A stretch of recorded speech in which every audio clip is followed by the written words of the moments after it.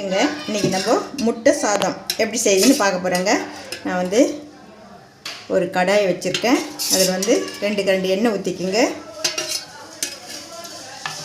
ஊற்றிட்டு எல்லா பக்கம் பரவுறா போல் நம்ம தள்ளி விடுங்க. முட்டை சாதத்துக்கு நான் 3 முட்டை எடுத்துருக்கேங்க. 1 கப்பு சாதம் வச்சுருக்கேன். சாதம் வந்து வடித்து எடுத்து வச்சுருக்கேன். இப்போ இந்த முட்டையை வந்து இதில் சேர்த்திக்கலாம்.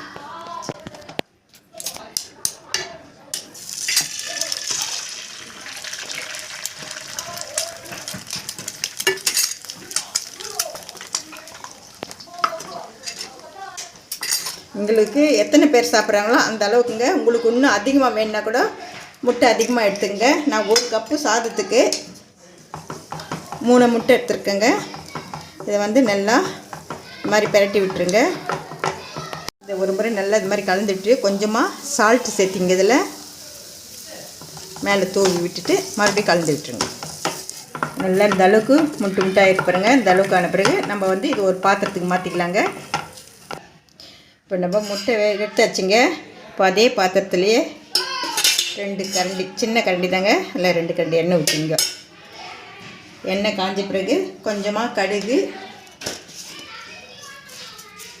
கொஞ்சமாக ஜீரகம் கொஞ்சம் சேர்த்துக்கிங்க. இந்த அளவுக்கு நல்லா பொரிஞ்ச உடனே கொஞ்சமாக மிளகு சேர்த்திங்க. ஒரு 10 மிளகு, 2 பூ போட்டிருக்கேன். இந்த அளவுக்கு வரும் பிறகு பொடிசாக 2 வெங்காயம் கட் பண்ணி வச்சுருக்கேன். அது சேர்த்துங்க. அதில் பச்சை மிளகா 2 மிளகாங்க கட் பண்ணி வச்சுருக்கேன். அதையும் சேர்த்திட்டேன். கொஞ்சமாக பூண்டுங்க, அதுவும் துண்டு பண்ணி வச்சுருக்கேன் சின்னதாக, அதையும் சேர்த்திங்க. இதில் கொஞ்சமாக கருவேப்பிலை எல்லாம் சேர்த்து நல்லா பொன்னிறமாக வதக்கிடுங்க. இந்த அளவுக்கு நல்லா வதங்கிச்சிங்க. இப்போ இதாக கூட நம்ம கொஞ்சமாக மஞ்சத்தூள் சேர்த்திக்கலாங்க. கொஞ்சமாக மிளகாத்தூளுங்க. ஏற்கனவே பச்சை மிளகா போட்டிருக்கோம், அதனால் கொஞ்சமாக சேர்த்திக்கலாம். கொஞ்சமாக மிளகு பொடிங்க, கொஞ்சம் ஜீரக பொடி, கொஞ்சமாக உப்புங்க. ஏற்கனவே முட்டையில் போட்டிருக்கோம். நல்லா கலந்து விட்டுருங்க. இந்த பச்சை வாசனை போகிற அளவுக்கு நல்லா அது மாதிரி கலந்து விட்டுங்க. கொஞ்சமாக கொத்தமல்லி சேர்த்துட்டு இப்போ நம்ம வடித்து எடுத்து வச்சுருக்க சாதங்க அதை இதில் சேர்த்திக்கலாம்.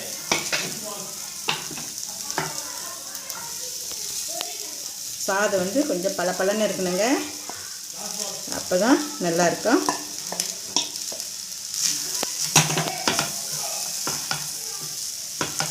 நல்ல இது மாதிரி ஒரு முறை கலந்து விட்டுருங்க. இதில்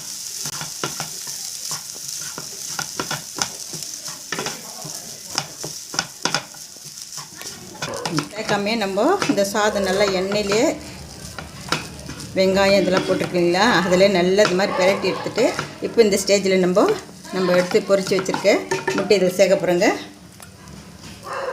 நல்லா இது மாதிரி கலந்து விட்டுருங்க. நான் முட்டை சாதம் ஏற்கனவே வீடியோ போட்டிருக்குங்க.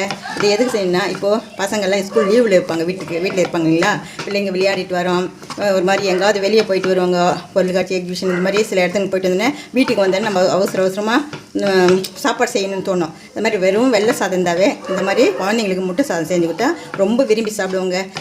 நல்ல ஹெல்தியான ஒரு உணவாகவும் இருக்கும். பிள்ளைங்களுக்கு ஸ்கூல் டைமில் அவசரமாக செஞ்சு கொடுப்போம் பசங்க சாப்பிட சொல்லி. இப்போ வீட்டில் ஃப்ரீயாக இருக்காங்க இல்லையா, அதனால் இந்த முட்டை சாதம் வீட்டில் இருக்கும்போது குழந்தைங்களுக்கு செஞ்சு கொடுங்க.